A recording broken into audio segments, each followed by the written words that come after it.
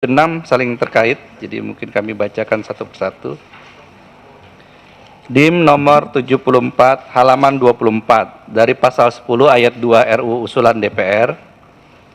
Ayat 2, gubernur dan wakil gubernur ditunjuk, diangkat dan diberhentikan oleh presiden dengan memperhatikan usul atau pendapat DPRD. Tanggapan dari pemerintah, ada usul perubahan substansi dengan keterangan sebagai berikut.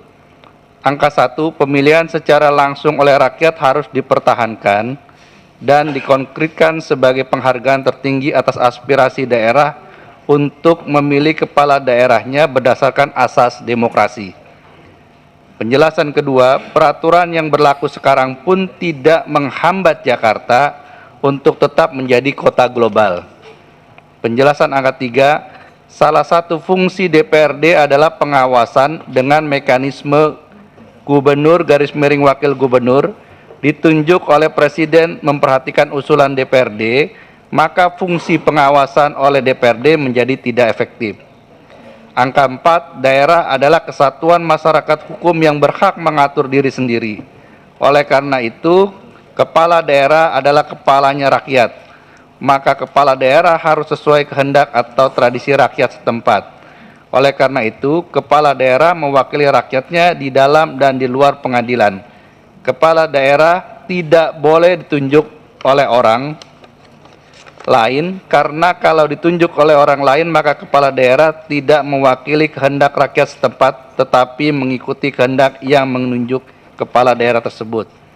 Kepala daerah bersama DPRD berhak membentuk perda yang membebani dan membatasi rakyat.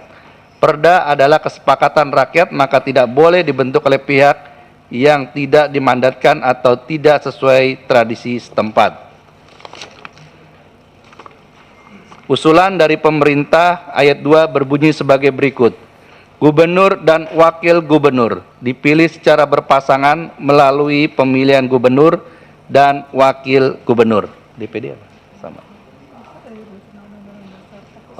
Dari DPD RI pendapatnya mengikuti Undang-Undang Dasar Pasal 18 ayat 4 Undang-Undang Dasar 1945.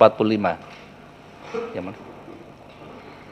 ketentuan ini bertentangan dengan ketentuan Pasal 18 ayat 4 Undang-Undang Dasar 1945 yang berbunyi gubernur, bupati, dan wali kota masing-masing sebagai kepala pemerintahan daerah provinsi, kabupaten, dan kota dipilih secara demokratis. Demikian pimpinan. Baik.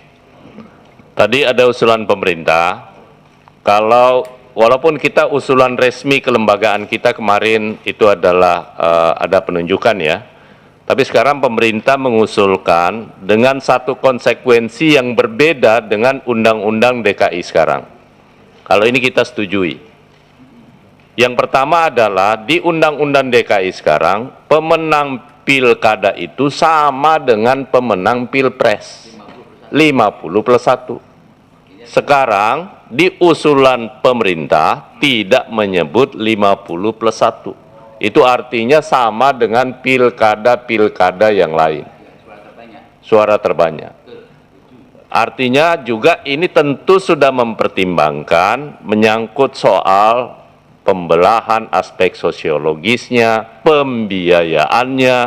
Karena kalau sampai 2 putaran, seperti yang terjadi tahun 2017, kan 2 putaran tuh ya.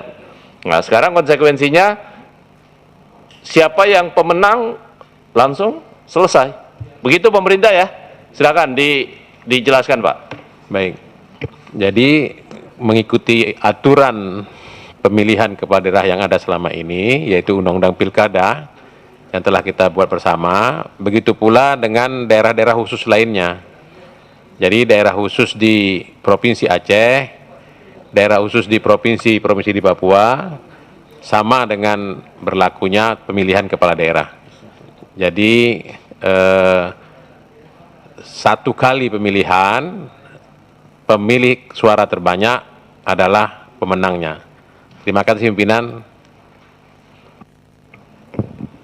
Setuju ya? Ya? Setuju? Setuju?